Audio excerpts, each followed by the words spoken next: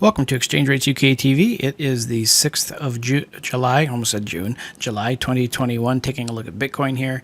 Not a whole heck of a lot of change, especially as it relates to the close of Monday's candle to where we're getting close to seeing the close on the Tuesday candle. Now, a lot can happen in cryptocurrencies over the next hour and a half, but unless something doesn't change over the next hour and a half, we're going to close fairly close to where we were on Monday. The level here that you see, this black horizontal line, that is the 50% Fibonacci retracement on Bitcoin's monthly chart from the all-time high to the low of the strong bar on the monthly chart.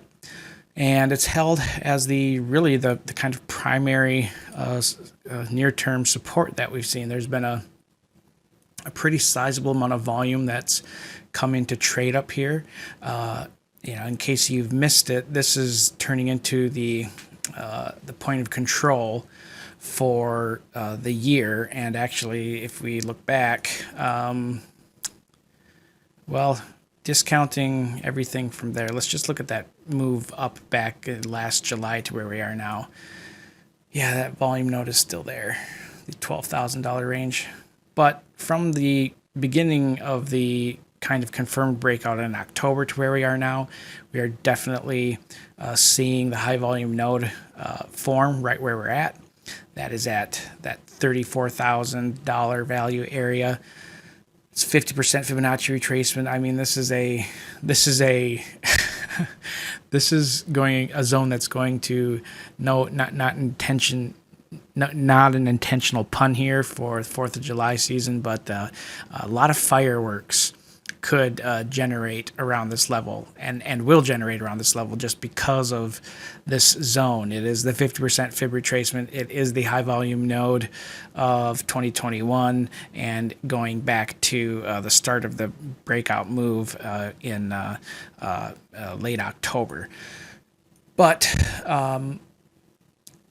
the move here still looks bearish and like it's going to go to the downside. The composite index, take a look at this, move down below its fast average and looks like it's going to move down below its slow average. There is no noticeable bullish or bearish divergence over here, with the exception of that hidden bearish divergence that we've looked at before. It's still struggling. Bitcoin's still struggling to get above 50. I mean, we've seen it get rejected there repeatedly, and so far it just can't move higher. But also, it's not really moving lower either. The lagging span is below the candlesticks, so that is still bearish. And by the way, for those of you unfamiliar with the Ichimoku system, everything on the screen here that is part of the Ichimoku system, let me just remove everything that's not a part of it. So everything here says bearish. I mean, we've got a pretty bearish looking candlestick. Price, the close is below the Tenkan-Sen and the Kijun-Sen. Senko span A is below B, and the lagging span is below the candlesticks. There is nothing here on the chart that resembles anything bullish. But I've been trading the Ichimoku system for a while, and I know what to look for and kind of what to spot to determine when something may change. And a lot of it has to do with the lagging span.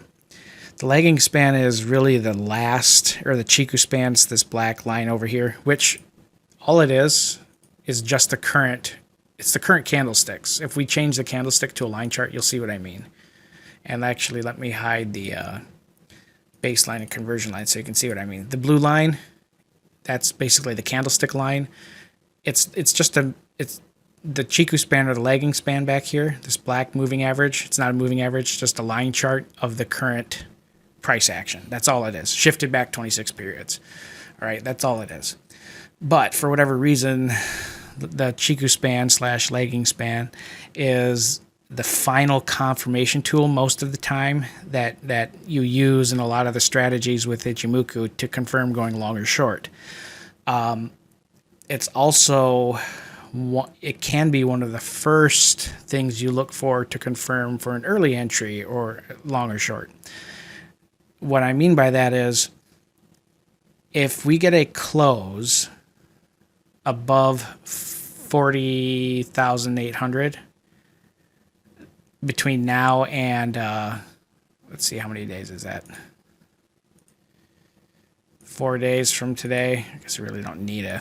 Between now and the 10th, if we get a close around 40,800, that'll be a signal to possibly look at a bullish move higher. But that really does involve seeing Bitcoin move higher and holding that level. But currently it just still looks bearish. And I mean, you can speculate both ways here, but this is really turning into the definition of a market that you don't want to participate in because it's getting so congested.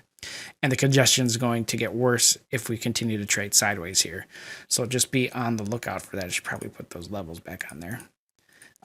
So overall, bearish continuation pattern here, still looking at that 24 to 27K zone to be tested.